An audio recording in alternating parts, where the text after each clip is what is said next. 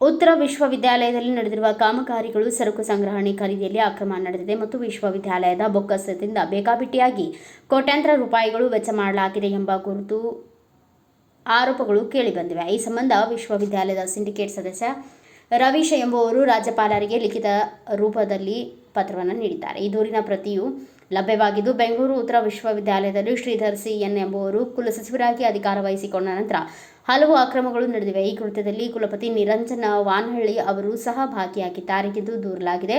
ರವೀಶ್ ಅವರು ಮಾಡಿರುವ ಆರೋಪವನ್ನು ಕುಲಪತಿ ಪ್ರೊಫೆಸರ್ ನಿರಂಜನ ವಾನಹಳ್ಳಿ ಅವರು ತಳ್ಳಿಹಾಕಿದ್ದಾರೆ.